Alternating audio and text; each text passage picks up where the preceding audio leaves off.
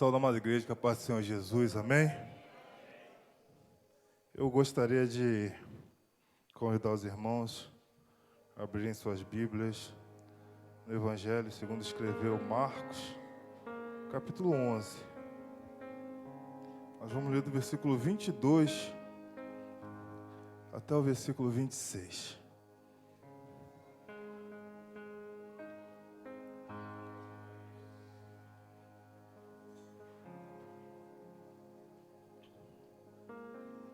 Marcos, capítulo 11,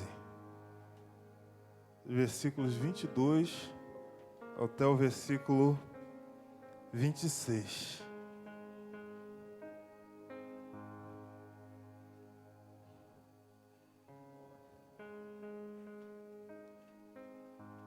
Diz assim a palavra do Senhor. E Jesus respondendo disse-lhes: tende fé em Deus, porque em verdade vos digo, que qualquer que disser a este monte, ergue-te e lança-te no mar, e não duvidar em seu coração, mas crer que se fará tudo aquilo que diz, tudo o que disser, lhe será feito.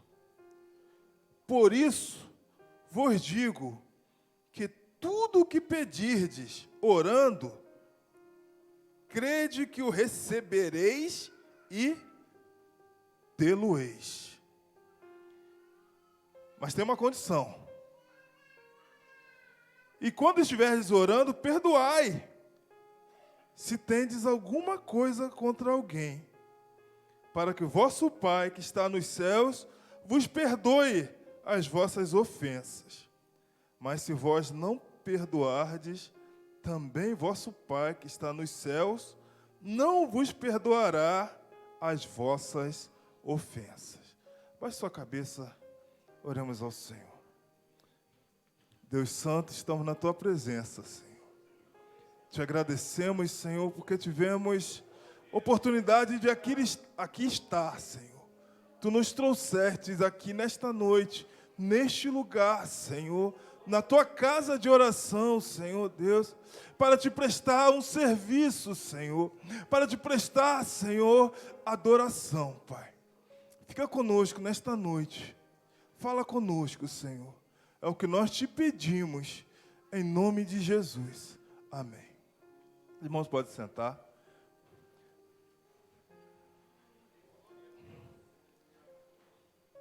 Na igreja que eu vim de uma igreja de uma cidade bem distante daqui, de Bagé. A igreja lá em Bagé, fronteira com o Uruguai, lá no extremo sul do Brasil. Eles tinham um hábito que eu viajo pelo Brasil, sou transferido por motivo de trabalho. Eu conheci muitas igrejas. Mas essa igreja ela tinha algo interessante, que ela tinha duas pregações. A primeira pregação era chamada pregação introdutória, que era de 15 minutos. Era junto com a leitura da palavra introdutória. E depois vinha a pregação propriamente dita da noite. Então tinha duas palavras. O costume das Assembleias de Deus, na verdade, é ter mais de duas, né? Porque há as oportunidades. E aí acabamos tendo palavras antes da pregação propriamente dita. Mas a palavra que o pastor trouxe em Salmo 133, eu considero uma das mais bonitas da Bíblia. Eu não poderia deixar de iniciar a pregação da noite sem dizer isso. É interessante que a palavra diz quão bom e quão suave é que os irmãos vivam em união. Aí o versículo 2 fala assim, é como óleo precioso. É o óleo da unção que ele está falando. O óleo da unção, ele tem algo especial. Você sabia que ela é uma fórmula proibida? Está escrito lá em Êxodo, capítulo 30, a partir do 22. ele vai dizer assim para Moisés: Moisés, tu vai fazer um óleo, Moisés. Esse óleo é especial. Tu vai pegar 500 ciclos de mirra. É Deus dizendo qual que é a fórmula. Tu vai pegar 500 ciclos de mirra, que dava aproximadamente 7 quilos, 7,3 kg de mirra. Mirra pura. Ele diz, na verdade, da mais pura mirra. Mirra nós sabemos que é um perfume bem cheiroso.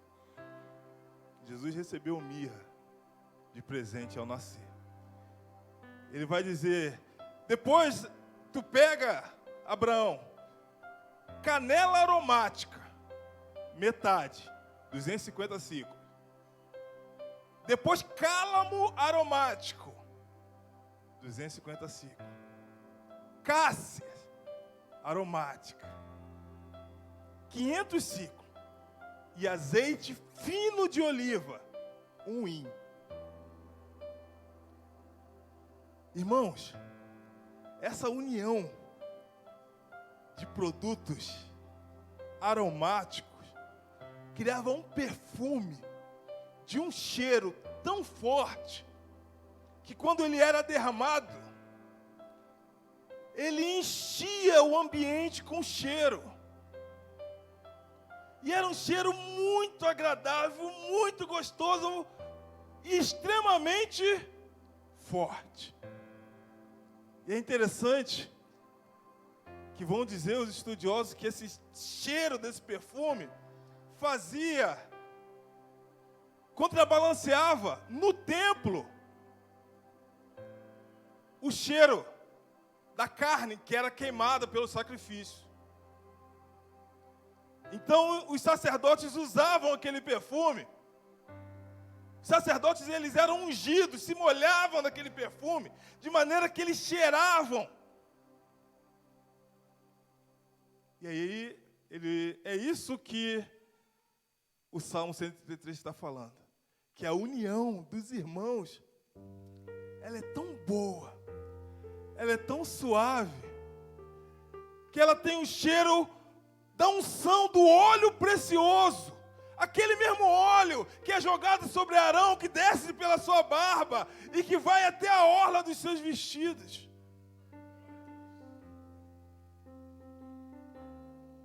É como o orvalho do Hermon. O Hermon é um monte alto, que cria uma geleira na sua copa. E o Rio Jordão, ele é formado por um dos afluentes da água que desce do Hermon e vai criando um caminho de vida pelo deserto. E forma o Jordão. O nome Jordão quer dizer aquele que desce. Aquele que vem do Hermon. Aí vai dizer que a união dos irmãos, ele compara ao afluente do Hermon, que desce e vem e cria um vale de vida. E o pastor, ele tocou no ponto certo. Ele fala assim, ele repetiu a leitura do último versículo. Ali, na união entre os irmãos, o Senhor ordena a bênção para sempre. Uma coisa interessante, porque ele fala não só a bênção, ele fala a bênção e a vida para sempre. Ali, o Senhor ordena a vida eterna. A bênção e a vida eterna. Que passagem linda. Às vezes a gente lê, olha, e não percebe a beleza do que muitas vezes Deus nos fala. Uma coisa interessante é que para nós sermos unidos, nós precisamos descer. Nós precisamos ser humildes no relacionamento com os nossos irmãos. Paulo ele vai falar de uma determinada igreja que eles tinham desunião porque os seus desejos inflamavam na sua carne. E aí tinha desunião, disputas.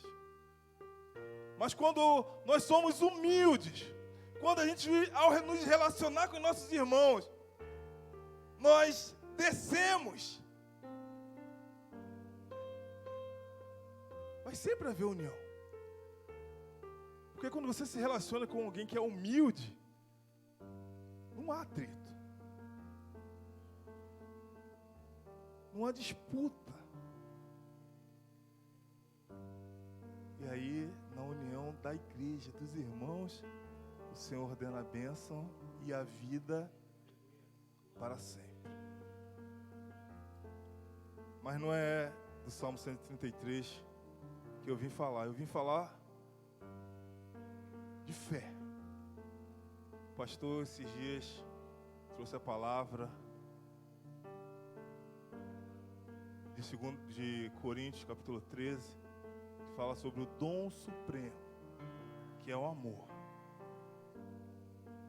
E Paulo ele vai dizer que é o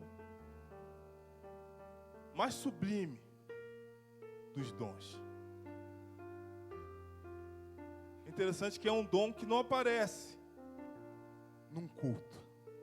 O amor não aparece.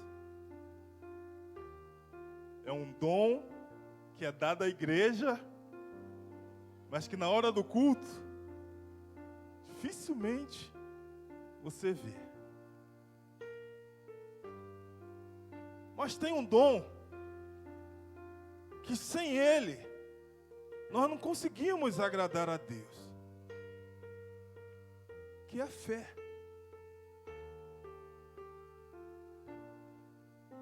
Jesus, ele fala algo que é profundo ao ensinar para os seus discípulos sobre a fé. É interessante que Jesus, ele vinha de Betânia, e ele, inclusive nós vamos estudar, eu achei assim, sensacional. O pastor semana passada me deu a incumbência de trazer a palavra hoje, eu comecei a pesquisar, o Espírito Santo tocou no meu coração, deu falar sobre a fé. E eu comecei a estudar essa passagem. E aí, depois o irmão Eduardo colocou no grupo. Acho que foi ontem, anteontem. O professor da escola dominical dos irmãos é o pastor Antônio. Aí eu fui olhar qual que é a lição. Exatamente a passagem que eu estava.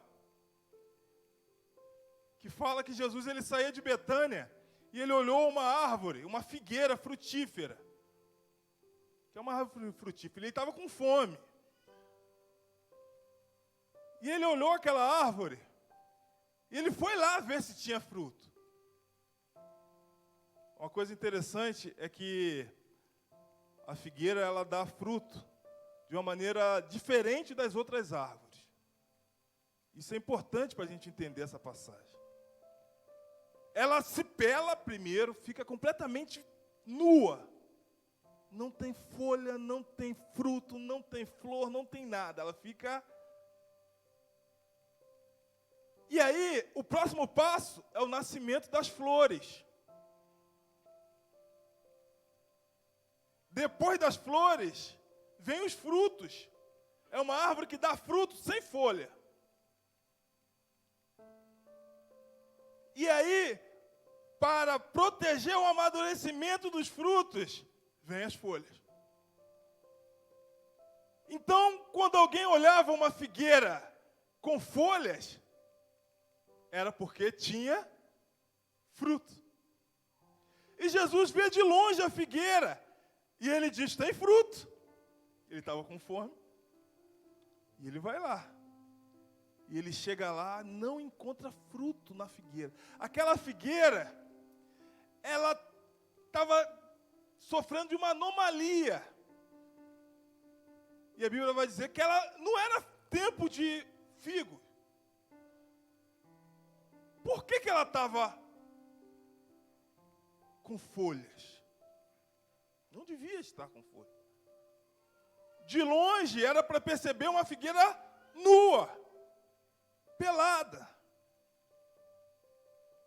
No mais, talvez nascendo as primeiras flores. Mas ela estava coberta de folhas. E Jesus chega e olha e diz: tem fruto. Tem fruto. Mas quando ele chega para pegar o fruto, era só aparência. E Jesus ele vai dar uma lição bonita. Porque alguém que lê assim vai dizer: poxa, Jesus mandou secar a árvore numa época que nem sequer era tempo de figo. Que maldade. Mas Jesus ele tinha acabado de vir do templo e tinha expulsado as pessoas que estavam fazendo comércio dentro da casa de Deus. Dentro do templo, não era um lugar de oração, era uma feira, onde se comprava e se vendia. E Jesus, quando ele chega e vê aquilo, ele se consome por dentro. E ele toca aqueles homens dali e fala: que é casa? Está escrito: minha casa será chamada casa de oração, e vocês já têm transformado num covil de salteadores.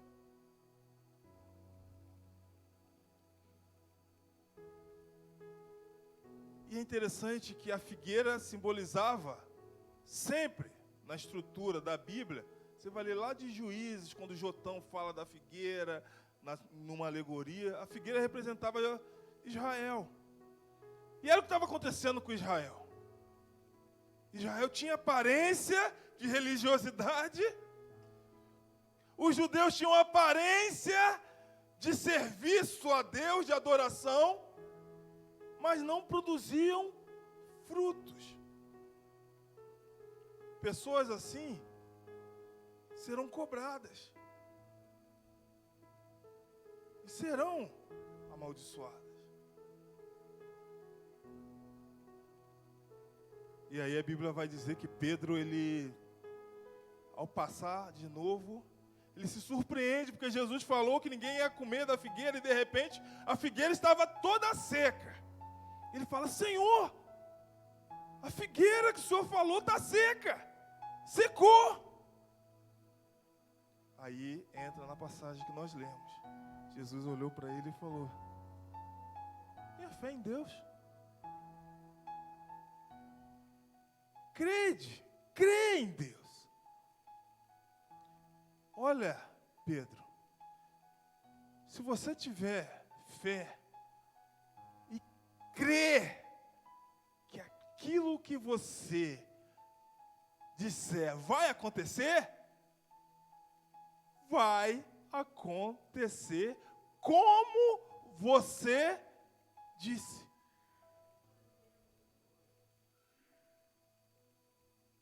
E tem mais. Vou além. Se você disser para aquele monte: monte, sai daí e se joga no mar, e crê no seu coração, sem duvidar, o que você disser vai acontecer. Eu vi um pregador dizendo que isso era uma alegoria.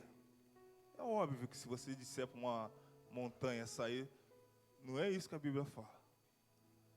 Na passagem que o pastor leu de Coríntios 13, fala: ainda que eu tenha tamanha fé, a ponto que eu disser para os montes: sai daqui, lança-te no mar. Ou seja, é um fato para aquele que crê. Irmãos, nós temos um poder de mudar a realidade de uma maneira tremenda. Quem já ouviu falar de Smith Wigglesworth? É um dos pioneiros da Assembleia de Deus. Apesar de que ele, na verdade, dizem as biografias que ele nunca foi da Assembleia, mas foi um dos pioneiros do movimento pentecostal no mundo. Esse homem, irmãos, ele tem várias biografias. Inclusive no dicionário do movimento pentecostal, está lá. Ele tem vários... Irmãos, esse homem ele tinha uma fé tão grande que, vamos dizer que um dia ele estava pregando e disseram que a esposa dele havia morrido. A esposa dele morreu. Ele estava em outro país.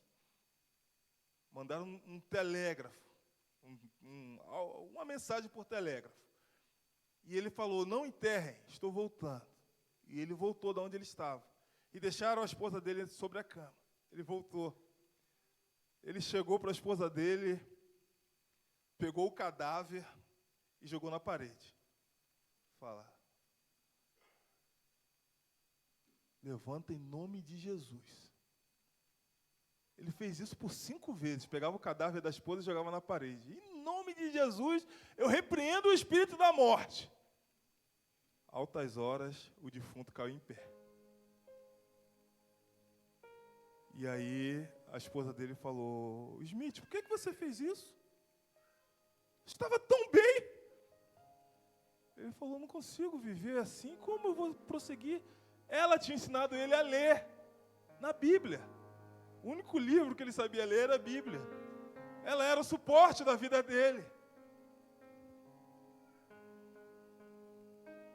E ela vai embora, Deus a leva. Ele não aceitou. Mandou voltar.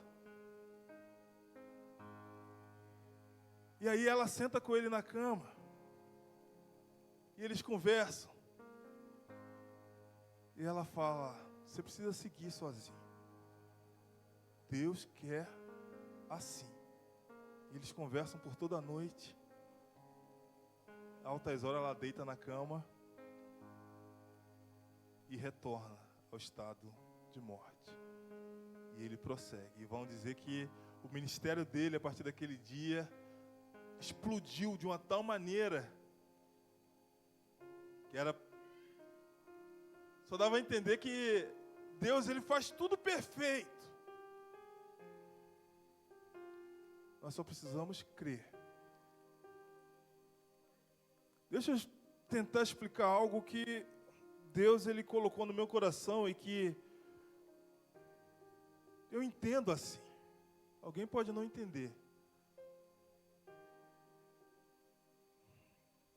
Uma das coisas mais difíceis de se explicar é corpo, alma e espírito. Tenta explicar isso para alguém. Eu tento entender alguém explicando.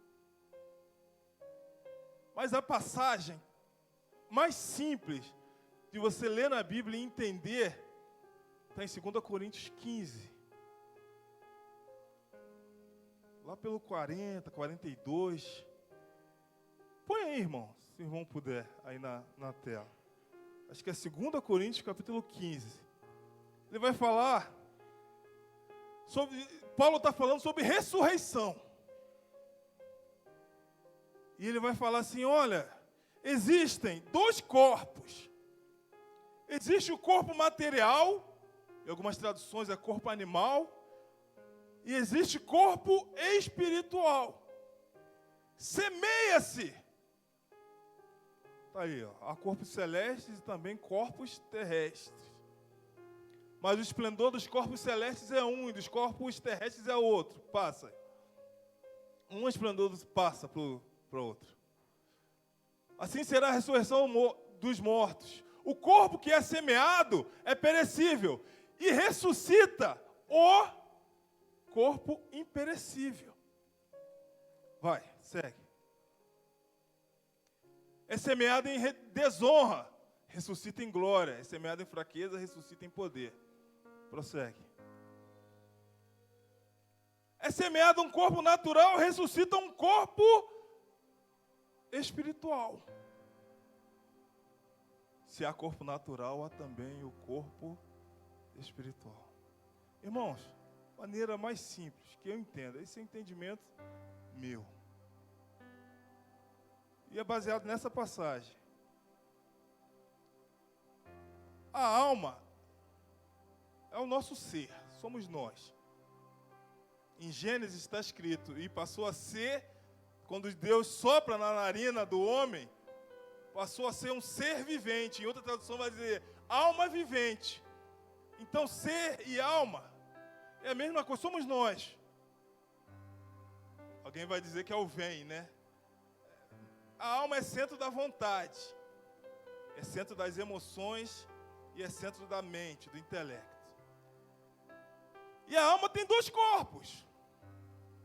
Um corpo material, que é esse, e um corpo espiritual, que é o nosso espírito, que nada mais é do que um corpo, como esse corpo. Só que esse nosso corpo, nós interagimos com o que é material. E o corpo espiritual, nós não temos poder sobre ele. Mas quando nós abandonarmos essa capa, então entra em ação o nosso segundo corpo, que é o nosso espírito, que é um corpo. Só você lê na Bíblia. Os profetas vão dizer, eu fui arrebatado em espírito e vi. Logo, o espírito tem olhos. Paulo vai dizer, conheço um homem que há 14 anos, não sei se no espírito ou na carne, foi arrebatado até o terceiro céu e ouviu coisas inefáveis, que é proibido. Se ele foi arrebatado em espírito, o espírito tem ouvido. É um corpo.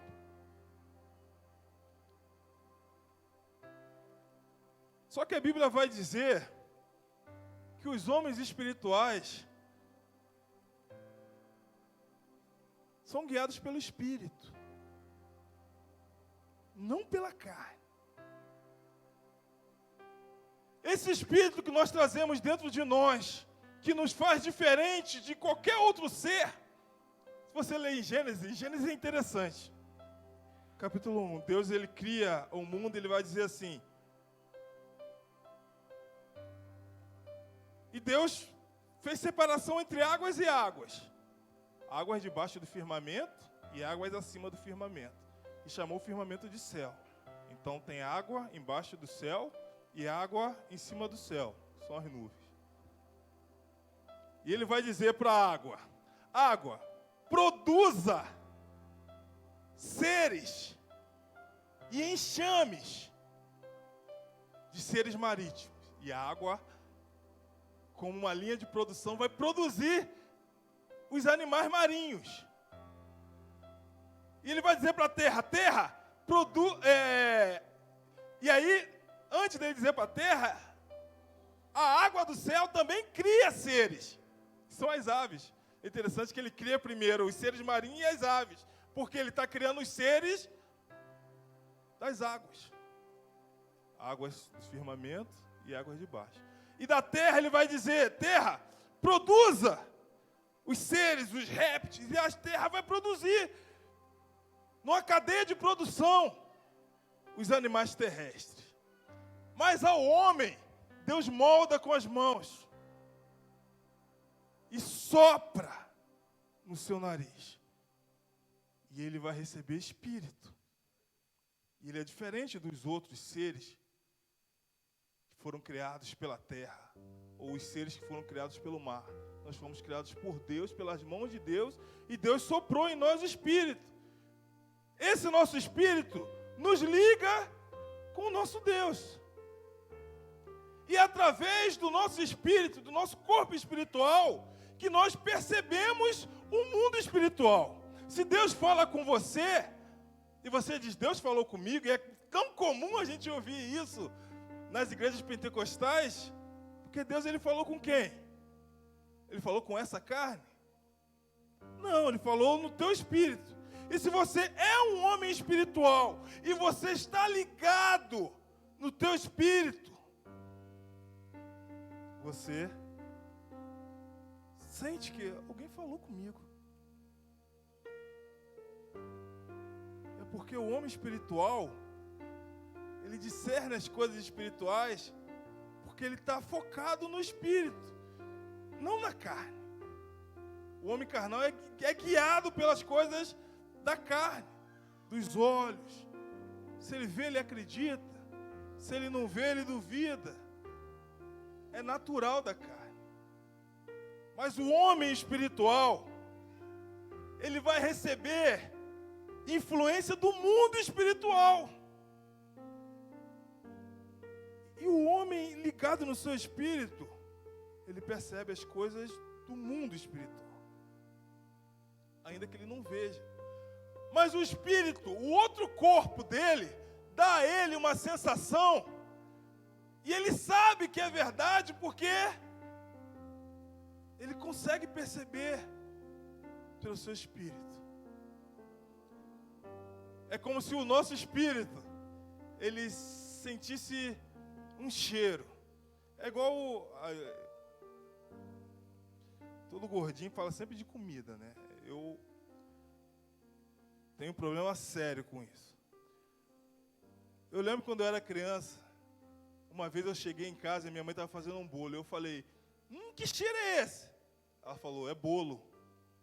Eu falei, bolo, cheiro bom, gostoso. A partir daí, sempre que eu chegava em casa e minha mãe estava fazendo bolo, eu sabia, ó, tem bolo. Eu não via o bolo, mas eu percebia pelos meus sentidos que havia bolo. Eu tinha certeza. Se minha mãe dissesse não tem bolo, eu falava, tem.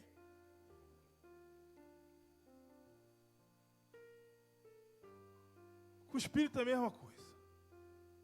O homem que ele é espiritual, ele percebe o mundo espiritual e o mover de Deus pelo seu espírito. E o espírito dele tem certeza, fala, Antônio, é isso, estou sentindo o cheiro. E eu digo, glória. Eu lembro que eu estava planejando fazer prova para a escola de sargento, e eu tinha pedido a Deus para Ele me ajudar. E eu confiava. Eu confiava de uma tal maneira que eu não conseguia entender, mas quando eu parava para sentir, eu falava, tem algo diferente nessa situação, Deus vai me abençoar. E eu lembro que certo dia eu estava andando na rua e eu falei assim, eu já sou sargento, já sou. Nem fiz a prova ainda, nem me inscrevi, mas já sou. Eu sei disso. De alguma maneira, eu tinha uma certeza no meu coração que tinha sido colocado lá. De alguma maneira, a minha ligação com Deus e as minhas buscas havia aflorado essa sensibilidade. E eu lembro que eu falava assim, até quando eu andava na rua, eu já sou sargento, mas eu já sou. E às vezes eu falava, poxa, eu não posso andar de qualquer maneira, sargento é uma pessoa chique. Acho que ele tem que andar chique, não pode andar de qualquer maneira. E eu andava de uma maneira que eu achava que era a maneira de um sargento andar. Como se tivesse de terno, gravata, assim, alguém importante. Eu me acostumei com isso. Eu lembro um dia, eu estava com os irmãos, vindo da igreja, uma irmã, mãe Linéia, ela olhou para mim e falou, Antônio Carlos, por que você anda assim? Eu falei, eu ando assim como? Você anda como se fosse alguém importante. Eu falei, não, é hábito. É hábito. Deus, ele é alguém que nos mostra. Mas Ele vai mostrar para quem está ligado. Ele vai mostrar para quem está atento. Para quem está buscando em Deus algo especial. E Deus, Ele vai mostrar, Ele vai te antecipar, Ele vai te dar um gosto, uma percepção, um cheiro da tua bênção. E tu diz, tem bênção. Eu lembro que quando eu lia Hebreus 11, eu não entendia muito. Olha, Paulo, ele é meio complicado nas definições dele. Paulo vai definir fé, ele fala fé, Hebreus 11:1. É o firme fundamento das coisas que se esperam. Poxa, como assim? firme fundamento? Como é que tu vai ter certeza ou firmeza? Ou sentir que algo está fundamentado, está firme lá, não vai sair daquele lugar, é teu, se você não vê.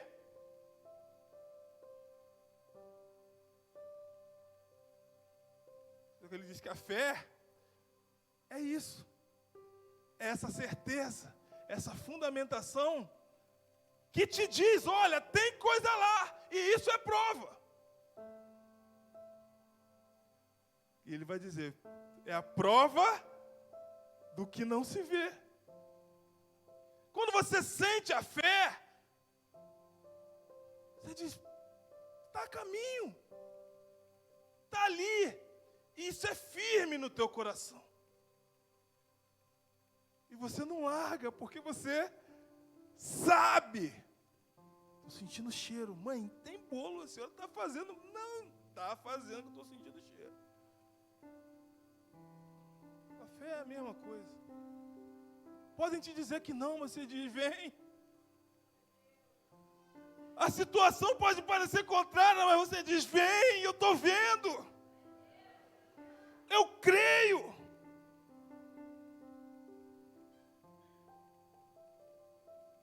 E Deus gosta, Ele olha assim e fala, tá aí. Se tinha uma coisa que irritava Jesus, era a falta de fé. Jesus, Ele falava assim, até quando? Teve uma situação que veio um senhor trazer um filho lunático para os discípulos, e os discípulos não conseguiram expulsar. Aí ele veio falar com Jesus, ó, Senhor, meu filho está lunático, ele é jogado no fogo, na água. Eu trouxe para os seus discípulos, eles não conseguiram expulsar. Jesus falou, até quando eu vou estar com vocês? Até quando eu vou sofrer a companhia de vocês? Homens de pequena fé. Até quando vos suportarei? Tinha uma coisa que deixava Jesus irritado, era a falta de fé. Duas coisas deixaram Jesus irritado. Fazer feira da casa de Deus e a falta de fé. Como é que alguém que se diz cristão, que diz que conhece a Deus, não confia em Deus? Se conhece, confia. Você não consegue confiar em algo que você não conhece. É impossível. Agora, quando você conhece, eu lembro, tem uma história interessante. Uma jovem, ela estava no avião, uma criança, e ela estava lendo um livro. E ela ria com o livro, com o que estava escrito. E de repente o avião ele entrou numa turbulência. E o avião começou a sacudir, vai para lá, vai para cá. Cai as máscaras, as pessoas começam a gritar. E a criança... E a vizinha de banco da criança começou a se incomodar com aquilo. Estava todo mundo desesperado. O avião estava pulando. Interessante que na aviação realmente parece que é degrau, né? O avião ele vem, tem aquelas... E tem hora que você fica até gravidade zero, né? Porque o avião desce e tu tem aquela sensação de que... E a mulher se irritou e falou, menina, você não está vendo que a gente vai morrer? A menina olha para ela e fala, não, nós não vamos não. Por que não? É meu pai que está pilotando. Meu pai está no controle. Quando a gente conhece, você sabe do que a pessoa é capaz. Agora, se tem alguma coisa que ofende alguém, é quando você tem uma intimidade com a pessoa anda contigo, vê o que você faz, vê o que você é. Mas quando chega na hora e alguém questiona a pessoa diz, olha, não sei se ele faz não. Isso ofende a pessoa. Com Deus não é diferente. A Bíblia vai dizer que se nós tivermos dúvida no coração, nós nunca vamos agradar a Deus. E a Bíblia ainda vai dizer que esse homem não vai receber nada de Deus. Nada. E às vezes a gente vem na igreja, muitas vezes, a gente ouve a palavra, E a gente não consegue se confiar. Porque nós ainda estamos guiados pelos olhos. Somos ainda guiados pela carne. Somos ainda guiados pelo que a situação ao nosso redor nos mostra. Quer ver um povo que aprendeu a crer? Foram esses mesmos discípulos que tantas vezes irritaram Jesus. Sabe por quê? Sabe quando foi que mudou as coisas na vida deles? Quando eles foram batizados com o Espírito Santo. Quando eles foram batizados com o Espírito Santo, Jesus ainda deu um bizu para eles. Falou, olha, quando descer sobre vocês o poder do Espírito Santo,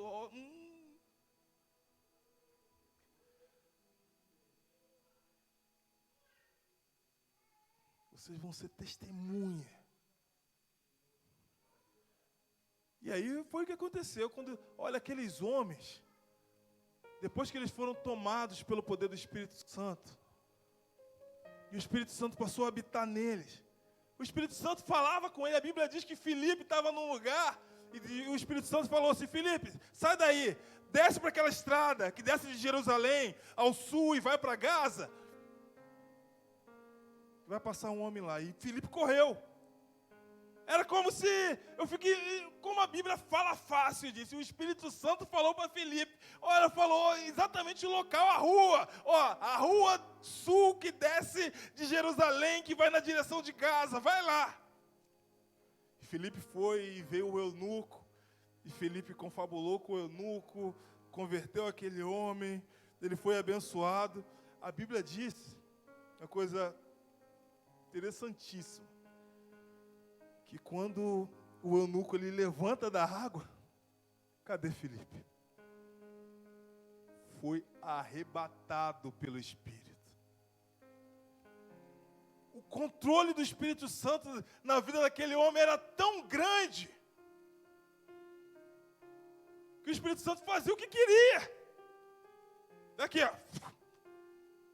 Tenho outra missão para você. E a Bíblia vai dizer que ele foi achado depois em um outro lugar, numa outra cidade já, pregando a palavra. Isso que nós precisamos de buscar. Para encerrar, eu vi, não sei se eu li num jornal, se eu vi num vídeo, uma coisa bastante interessante. Para encerrar. Umas pessoas fizeram uma coisa estranha, um casal. Eles compraram algo de alguém com um pedaço de papel numa bolsa. E a pessoa falava assim, mas o que é isso? Ele falou, não, é o pagamento. Eles criam, de alguma forma, que Deus ia transformar papel em dinheiro. É uma coisa interessante. E o que eu mais achei interessante foi a fé deles e o ridículo a que eles foram expostos. Que eles foram presos por estelionato. E eles falaram, olha aqui esse dinheiro, você não está vendo o dinheiro? Aí depois eles falaram, não, nós oramos para Deus, nós cremos que Deus ia fazer. Deus ele faz a obra na nossa vida. É o que Jesus encerra, dizendo. Olha, tudo que vocês pedirem, se acreditarem, vai ser feito. Creiam nisso. Mas, fiquem atentos numa coisa. Vocês têm que estar na posição. Vocês têm que estar numa posição diante de Deus, que Deus se agrade de vocês. E que, aí ele dá o exemplo. Se alguém fez mal a vocês, quando vocês estiverem orando, vocês têm que perdoar primeiro quem te fez mal, para que, quando vocês estiverem orando, Deus perdoe os pecados de vocês. Não é assim de qualquer maneira. Aí aparecem pessoas, eu vi um senhor, não sei aonde, também não lembro, que ele estava tentando ressuscitar alguém, estava dizendo que ia ressuscitar e... Diferente do exemplo. Inclusive, o Smith Wigglesworth, ele está no livro Os Generais de Deus, muito interessante. Sobre uma nova relação de tipo herói da fé. Que nós possamos buscar de Deus essa proximidade. Para que nós possamos ser guiados não pelos olhos, mas pelo Espírito. E então a gente começa a experimentar dons e manifestações de Deus que não são comuns entre os homens, mas na sua vida vai ser real. Para encerrar, tem uma história do Smith Wigglesworth, que ele está pregando, aí para na frente da igreja uma ambulância, e desce da ambulância uma maca com um médico, levando aqueles medicamentos que ficam pendurados, soro, aquelas coisas, de uma pessoa que estava em fase terminal. Aí ele entra na igreja e ele fala assim, o que é isso? Aí o médico, a pessoa estava numa fase tão terminal e pediu para ir para a igreja, falar com o Wigglesworth. E o médico falou, você não pode ir sozinho. O médico precisou vir com ele, de tão debilitado que ele estava. E aí o médico fala para ele, ó, ele está assim, está em fase terminal, já vai morrer. Mas ele quis, como vir aqui, e a família pagou para que ele viesse. Aí o Wigglesworth olhou assim, ele está com problema aonde? Aí o médico falou, no estômago, um câncer estomacal. Aí o Wigglesworth deu um soco no estômago. Sai em nome de Jesus. Pô! O soco foi tão grande que o homem desmaiou de dor. E apagou. E o médico desesperou, você matou o meu paciente. Aí o Wigglesworth falou, não, ele está curado. E o cara, como morto. E o médico, você é louco! Como é que você faz isso? Como é que eu vou explicar para a família? E o Wigglesworth virou as costas, ele era meio impaciente, e veio embora. Continuou pregando. Daqui a pouco o homem levantou da maca e veio andando. Eu estou curado. Eu estou curado. Gritando, eu estou curado. Certeza no espírito de quem crê é muito grande. Nós possamos viver isso para que o nome do Senhor seja glorificado nas nossas vidas. Eu agradeço a oportunidade, pastor, em nome de Jesus.